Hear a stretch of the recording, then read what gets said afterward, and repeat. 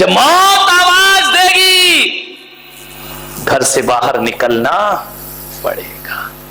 आएगा वो क्षण, जरूर आएगा। कब आएगा? इंतजार करो। एक सेठ का जन्मदिन था, मेरे पास आया, महाराज आशीर्वाद दो। सिठानी आई साथ में, बोले आशीर्वाद दे दो महाराज। मैंने कहा काय का दे दो? बोले दीर्घायु। अरे मैंने कहा 70 का तो हो रहा है, अब और कौन सी अब आगे जी के करेगा क्या तू? एक बात बताओ। मैंने कहा भाई तूने इस जिंदगी में 70 साल में किया क्या है? अरे बोले क्या किया वो छोड़ो, आगे कुछ करूंगा। मैंने कहा अब क्या खाक करेगा? ध्यान रखना, 70 साल का आदमी जन्मदिन मना रहा है। मेरे से बोले आप आशीर्वाद दे दो। मैंने कहा जाओ सेठ, 7 दिन में मर जाओगे। उसकी पत्नी ने माथा टोक लिया, महाराज आज तो अशुभ मत बोलो, आज इसका जन्मदिन है, आज तो शुभ बोलिए। आप संत हैं, आपको शोभा नहीं देता है किसी के जन्मदिन पे कह रहे कि 7 दिन में। मैंने कहा सेठानी जी ज्यादा बकबक मत कर, मैंने कह दिया 7 दिन में मर जाएगा तो ये मर जाएगा, अब ये बचने वाला नहीं, दुनिया की कोई ताकत से बचाने वाली नहीं है। सेठ ने कहा क्यों? बड़ी कह रही थी महाराज से आशीर्वाद लो आशीर्वाद, ये मरवाने लाई है मुझे यहाँ पे। मैंने कहा मरेगा जरूर सेठ, तू बचेगा नहीं, तू लाख कोशिश कर ले, पक्का मर जाऊंगा। मैंने कहा हाँ। अकेले में आया, बोले महाराज सही बताओ, मजाक कर रहे थे या सही में मर जाऊंगा? तो मैंने कहा सेठ तू सही में मर जाएगा, मजाक कजाक करना मेरा काम नहीं है, तू मर जाएगा, जा आशीर्वाद है तू मर जाएगा। बोले कब मर जाऊंगा? 7 दिन में मर जाएगा। मैंने कहा ध्यान रखना।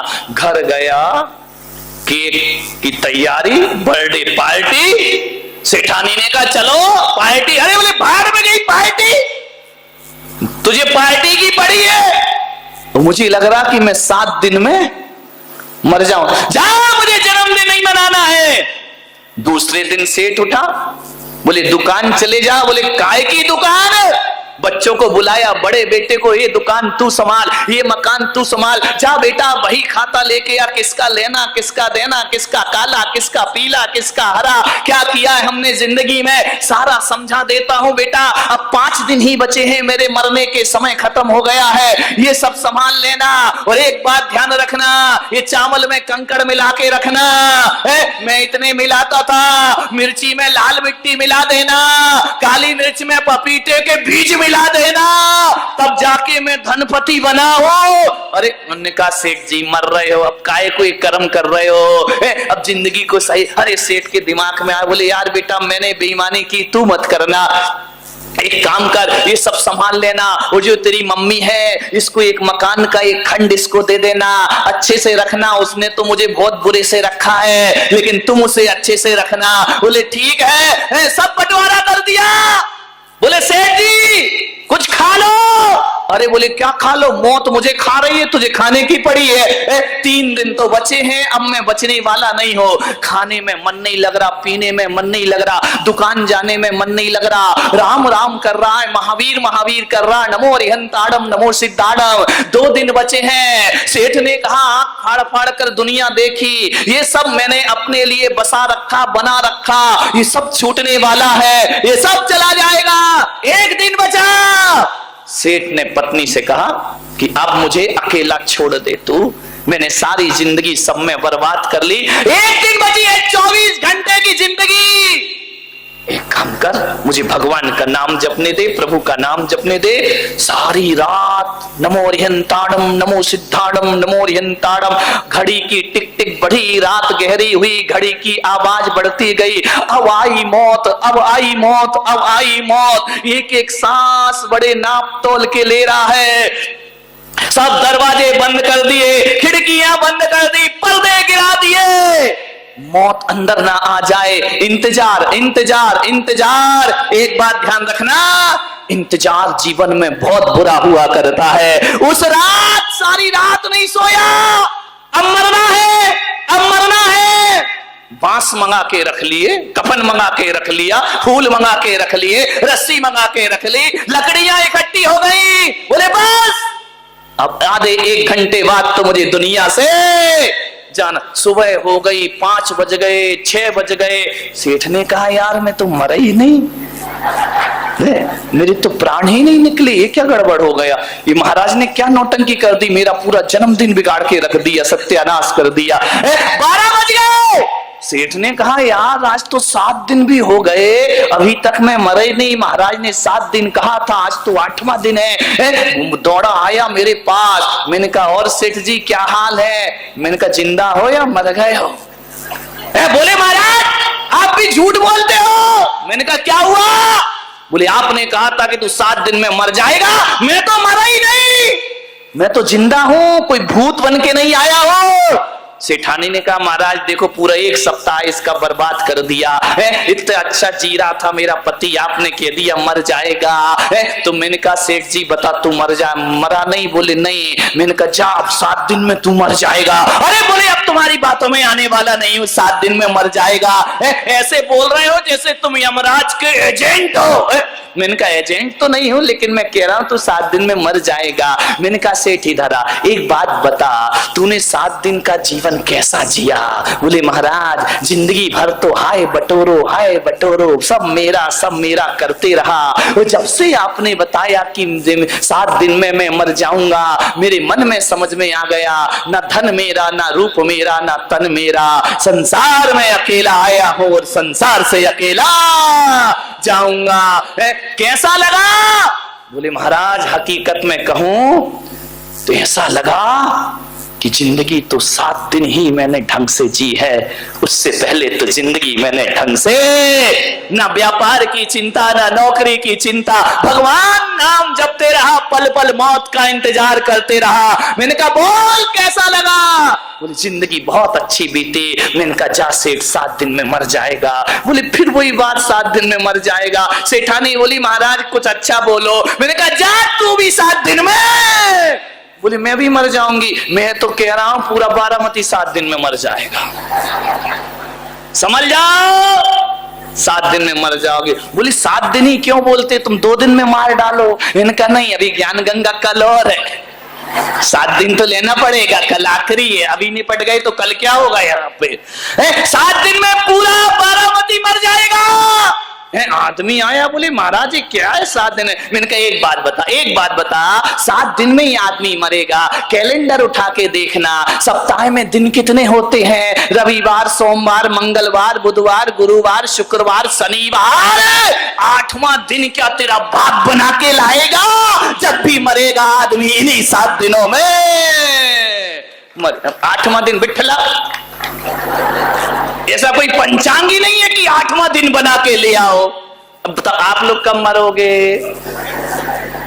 मंगलवार, रविवार, सोमवार। कौन बोला महाराज रविवार कोई मारना मार्केट बंद रहता है, अर्थी में ज्यादा लोग आएंगे? ध्यान रखिए। बस के कंडक्टर ने आवाज लगाई, ये किसी का बटुआ मिला है, किसी का पर्स मिला है, जिसका हो वह मुझसे प्राप्त कर ले। बुजुर्ग ने अपना जेब देखा, उसमें बटुआ गायब है। उसने कहा कि कंडक्टर साहब हो सकता है कि ये पर्स मेरा हो, मुझे वापस लौटा दो। बस में बैठे सारे यात्री तो मौन थे, उनका नहीं था। कंडक्टर ने कहा कि देखो तुम्हारा है। तो उस बुजुर्ग ने कहा मुझे दिखा दो, ये बटुआ मेरा है। तो उसने पूछा दिखा दूंगा, चिंता मत करो, लेकिन दादाजी जरा ये तो बताओ ये बटुआ तुम्हारा है, इसकी प्रमाणिकता क्या है? ये बताओ कि इस बटुए के अंदर क्या रखा हुआ है, तो हम मानेंगे कि ये बटुआ तुम्हारा है, ये पर्स तुम्हारा है। वरना झूठ बोल करके किसी दूसरे की संपदा को हम अर्जित नहीं कर सकते हैं। बूढ़े की आंख में आंसू आ गए। उसने कहा कि देखो मेरे इस बटुए में, मेरे इस पर्स में भगवान महावीर की फोटो रखी हुई है। उसने कहा, कंडक्टर ने, भगवान महावीर की फोटो तो कोई भी रख सकता है, इससे कैसे साबित होगा? कई जैन बैठे होंगे, उनके पर्स में भी भगवान महावीर की फोटो होगी, कैसे साबित करोगे कि ये तुम्हारा ही है? अब साबित कैसे करे भाई? उसने कहा उसमें 500 का नोट है। बोले सबके में होता है? अब कैसे साबित करे कि ये पर्स मेरा है? उसके पास कोई चीज नहीं थी। उसने कहा कि कंडक्टर साहब, देना हो तो दो, नहीं देना तो कोई बात नहीं है। आदमी आखिरी में हार जाता है। कंडक्टर ने कहा लेकिन फिर भी कुछ तो बताओ। बोले देखो, ये पर्स मेरा आज का नहीं है, ये पर्स मेरी जवानी का है। जब मैं जवान था, जब मैं कभी कॉलेज में पढ़ता था, कभी मैं शिक्षा प्राप्त करता था, तब मेरे पिता ने मुझे ये पर्स दिया था। और जब उन्होंने ये पर्स दिया तो पर्स के साथ साथ मेरे पिता ने मुझे भगवान महावीर की तस्वीर दी थी। वो फोटो आज भी मेरे पर्स में मौजूद है। तुम्हें मालूम है, उस समय भी बिल्कुल नास्तिक था, भगवान को मानता नहीं था, लेकिन पिता की जोर जबरदस्ती थी, मुझे पर्स में भगवान का फोटो रखना पड़ा। लेकिन मैं अपने पिता को बहुत प्यार करता था, अपने माता पिता का बहुत सम्मान करता था। एक दिन मेरे मन में आया कि माता पिता भी तो भगवान ही हुआ करते हैं, वह भी तो ईश्वर के समान होते हैं। मालूम है, पिता कितना भी दुर्जन हो, पिता कितना भी दुष्टता से परिपूर्ण हो, पिता कितना भी गलत रास्तों पर चलता हो, तो भी पुत्र का फर्ज होता है अपने पिता का सम्मान करे, उसे भगवान जैसा पूजा करे। मालूम है क्यों? क्योंकि एक पिता ही दुनिया में ऐसा होता है जो हमें प्राण दिया करता है, हमें संसार में लेकर आया करता है। उसका सम्मान भगवान से, माता पिता का सम्मान भगवान से बढ़कर होना चाहिए। मैंने अपने पिता को देखा, अपनी मां को देखा, मैंने कहा कि ये भी तो भगवान है। तो मालूम है मैंने क्या किया? अपने भगवान महावीर की फोटो के ऊपर उस पर्स में माता पिता की तस्वीर लगा दी कि ये ही मेरे लिए भगवान है। फिर उससे क्या हुआ? बोले फिर मेरे पिता ने मुझे पढ़ाया, स्कूल में भेजा, कॉलेज में भेजा। जब मैं जवान हो गया तो मुझे ऐसा लगा कि मैं भी तो बड़ा हैंडसम हूं, मैं भी तो बड़ा। मैंने अपनी जवानी की फोटो ली और पिता की फोटो के ऊपर लगा दी।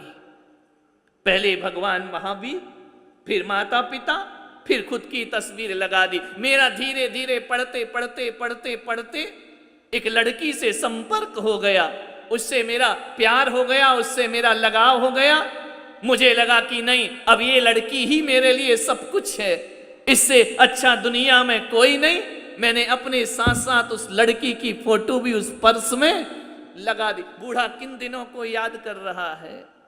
धीरे धीरे मेरा उस लड़की से विवाह हो गया, मुझे एक पुत्र की प्राप्ति हुई।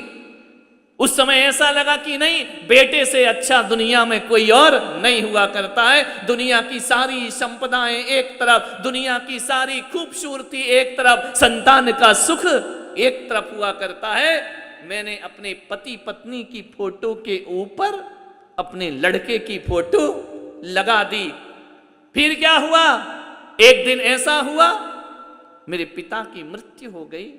कुछ दिन बाद मेरी मां की मृत्यु हो गई और एक लंबी बीमारी से मेरी पत्नी का भी देहांत हो गया। बटुआ इतना भर गया तस्वीरों से कि अब उसमें जगह नहीं बची। अब कैसे फोटो पर फोटो लगाए? मैंने एक दिन सोचा तो अपने महावीर भगवान की फोटो निकाली और एक संदूक में रख दी। माता पिता की फोटो निकाली, संदूक में डाल दी। मैंने धीरे धीरे सब फोटोआं निकाल दी। बचा मेरे पास एक पुत्र, उसे मैं बहुत प्यार करता था। बड़े नाजों से मैंने पाला, बड़े प्रेम से उसे पाला, उसके सब नखरे उठाए, पढ़ लिख करके बड़ा हो गया, शादी कर ली।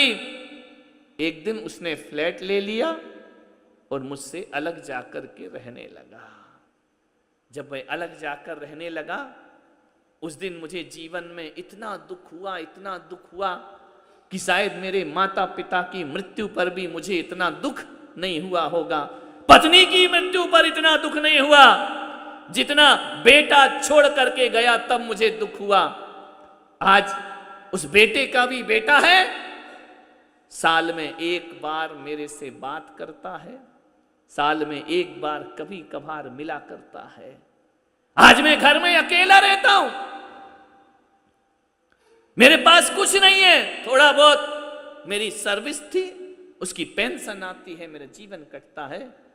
लेकिन घर की चार दीवार में मैं बिल्कुल एकाकी जीवन जीता हूं, अकेला जीवन जीता हूं। कंडक्टर की आंख भर रही थी सुन सुन करके। उसने कहा कि मैंने एक दिन सोचा और एक दिन वह पुरानी संदूक खोल दी, पुरानी पेटी खोल दी, वहां मुझे कोई नजर नहीं आया, मुझे वहां भगवान महावीर की निकाली हुई तस्वीर नजर आती है।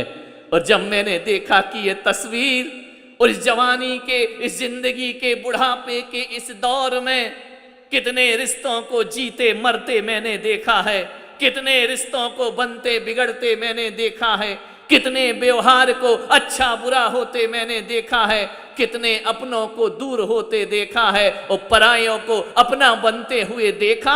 ये जवानी के दौर में बुढ़ापे तक के इस पायदान में मैंने सब कुछ देख लिया।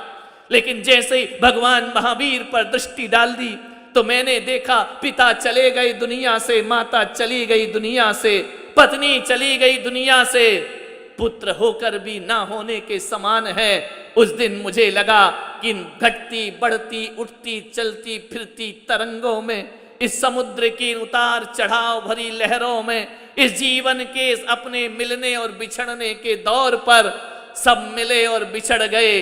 केवल एक ही चीज मेरे साथ पहले भी थी, वो आज भी है, मेरे भगवान महावीर की तस्वीर। उसमें कोई परिवर्तन नहीं आया। ईश्वर ने मेरा साथ नहीं छोड़ा। जैसा शुरुआत में मैंने ईश्वर का दामन बिना इच्छा के थामा था पिता की आज्ञा से, आज मुझे लगा कि मेरे पिता मरने के बाद भी मुझे धन दौलत दे गए या ना दे गए, भगवान महावीर के नाम की दौलत मुझे दे करके गए हैं। और आज मुझे लगता है कि जीवन में कोई सच्चा और अच्छा साथी कोई है तो मेरा परमात्मा मेरा साथी है, मेरा भगवान मेरा साथी है। अब मैं यही सोचता हूं कि अब जो शेष सांसें बची हैं वो ना बेटे के लिए, ना माँ बाप के लिए, ना बच्चों के लिए, मेरी जितनी भी सांसें बची हैं वो मेरे परमात्मा के लिए होना चाहिए, मेरे धर्म के लिए होना चाहिए, मेरे भगवान के लिए होना चाहिए। इसलिए कंडक्टर साहब, मैं आपसे निवेदन करता हूं कि उसमें रखा हुआ 500 का नोट नहीं देना तो आप मत दो, अपने पास रख लो। यदि आपको मेरा पर्स नहीं लौटाना है तो मत लौटाओ।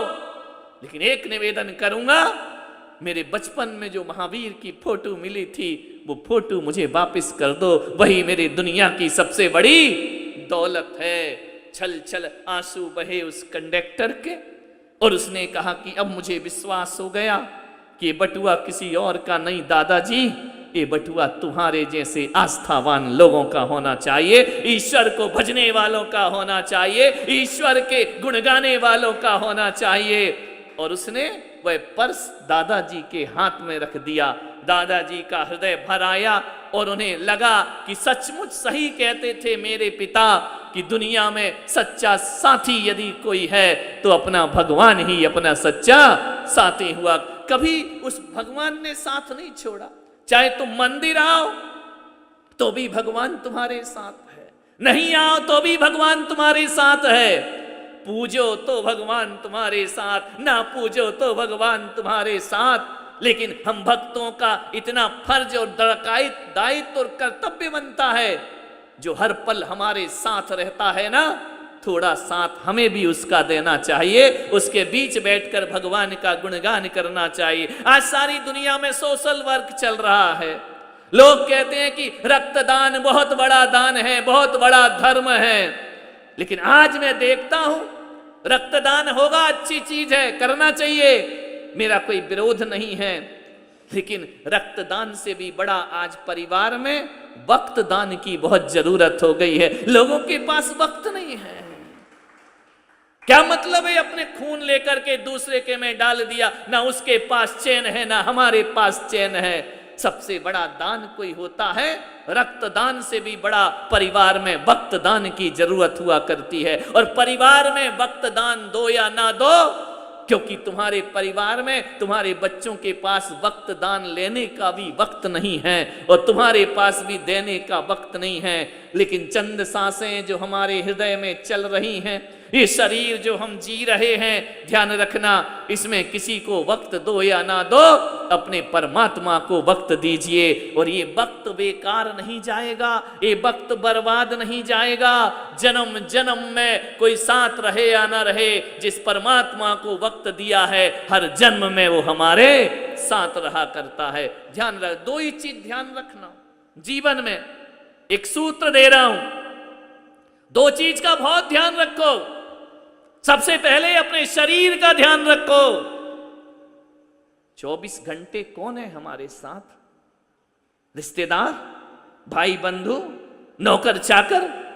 24 घंटे कौन है? सोते जागते उठते बैठते खाते पीते नहाते धोते आते जाते, कुछ भी करो, होश में बेहोश में, सुख में दुख में, आशा में निराशा में, कौन है हमारे साथ 24 घंटे? हमारा शरीर हमारे साथ हुआ करता है। सारे लोग बदल जाएंगे, शरीर हमारे साथ साथ रहेगा।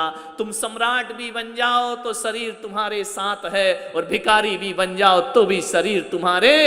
शरीर से खिलवाड़ मत करना, शरीर को बहुत संभाल करके रखना, क्योंकि जिस दिन शरीर गड़बड़ हो गया ना, उस दिन सब रिश्ते नाते बेकार हो जाया करते हैं। और पलंग पर पड़े रहोगे, लोग चाहे अनचाहे तुम्हारे मरने का इंतजार करते रहेंगे। कौन तुम्हारे पास आएगा? कौन तुम्हारी सेवा करेगा? कौन आगे पीछे? और कर भी देगा सेवा तो शरीर की वेदना तो खुद को ही भुगतना पड़ती है। सबसे पहले शरीर का ध्यान रखो, लेकिन यह भी ध्यान रखना कि शरीर के साथ साथ कि ये शरीर तो एक दिन छूटेगा ही छूटेगा, कितना भी संभालो ये तो मिटेगा ही मिटेगा। और शरीर के बाद यदि किसी का ध्यान रखने की जरूरत है तो अपने भगवान का ध्यान रखने की बहुत जरूरत है। परमात्मा का ध्यान, उसके ध्यान में रहो। ये जो चातुर्मास हो रहा है,